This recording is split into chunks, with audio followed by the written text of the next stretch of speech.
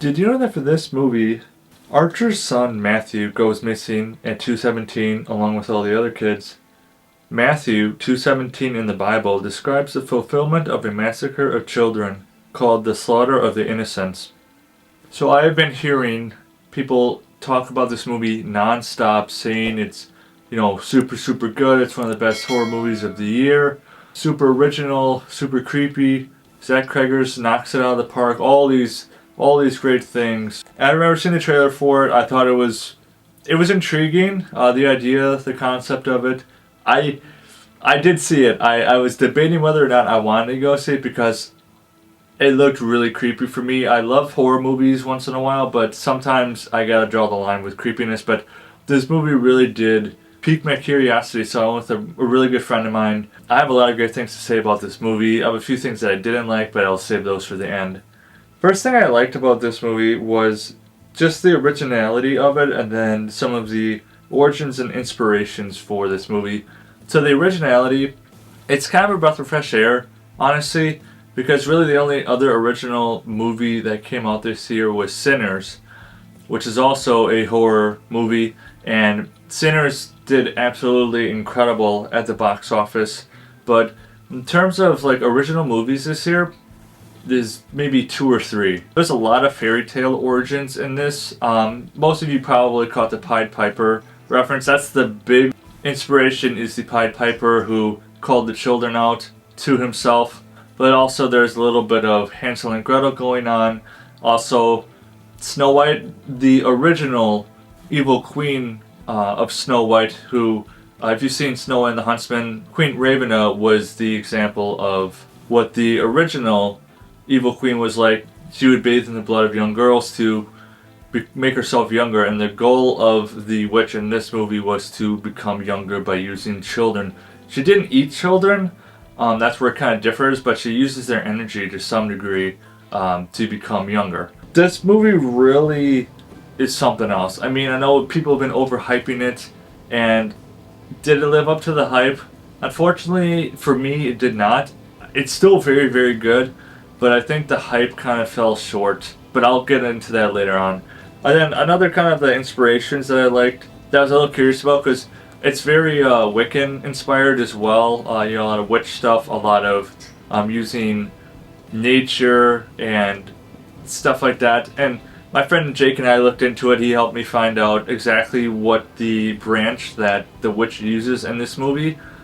It's called Blackthorn. If you want to really dive deep into kind of the Wiccan history and historical stuff.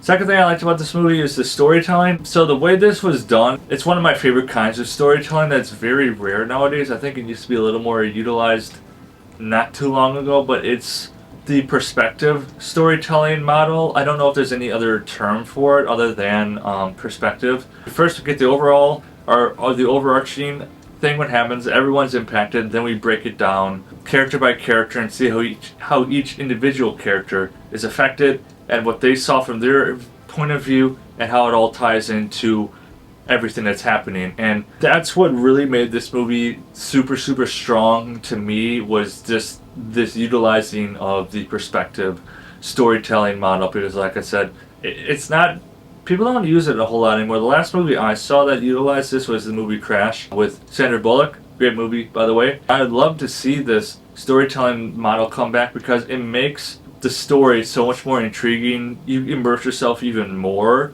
Third thing I liked about this movie, there was really great tension and some pretty good jump scares. The tension really just comes from lots of very dark shots in this movie, as in lighting wise.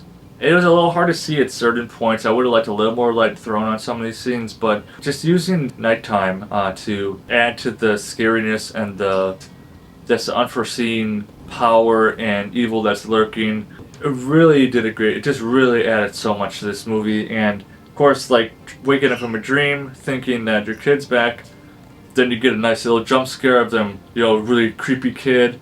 What my friend Jake said was actually it was kind of giving Pennywise vibes too, where Pennywise would prey on people by turning into their fear. So there's a lot of inspiration I probably missed in this movie, but jump scares were great. To me, a great horror movie has great jump scares. There were some of them I saw coming, and there were some of them I didn't see coming, and I like the ones that you can't see coming. There's really no build up to it, because there wasn't any like music that kind of built up to it. There was just silence. Then out of nowhere, then it would have that big like the big bum type sound, and then you would have a scary kid or a scary something just scare the crap out of you, because you're already on the edge of your seat most of the time during this movie. But just the music was phenomenal too. I have to give some credit to the composer. I don't know who it was, but without the music in this movie, they would have been not as great and not as scary. So before I get into what I didn't like, drop the comments below. Do you think this movie should get a sequel, and why or why not? So the things I didn't like. First thing I didn't like was I felt like, as great as the storytelling was, certain character perspectives I felt were dragging on. I think they went a little too long.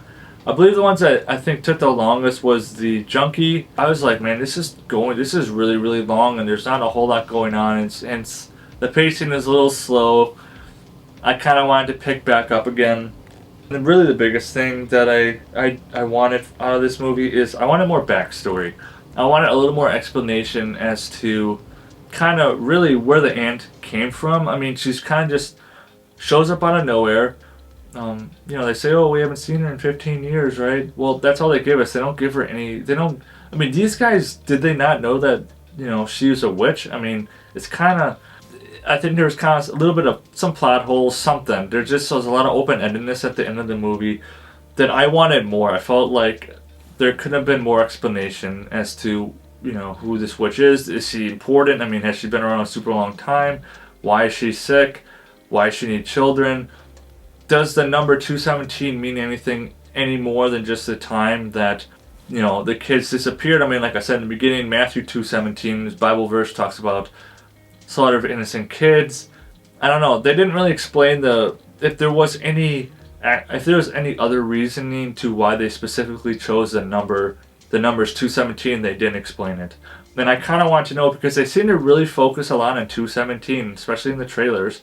And even some movie theaters out there had a showtime of 217, and maybe it just is just the time they woke up and they left, but it just seems way too specific to me. But other than that, I was very happy with this movie. I highly recommend, if you are a fan of Zach Cregger, if you're a fan of horror movies, if you're a fan of like twisted fairy tales, this is definitely the movie for you. Go and see this movie as soon as you possibly can. So for weapons, I'm going to give it a 7.5 out of 10 Mudflaps. So remember, leave me a thumbs up. Drop in the comments below. What is your favorite fairy tale? See you soon.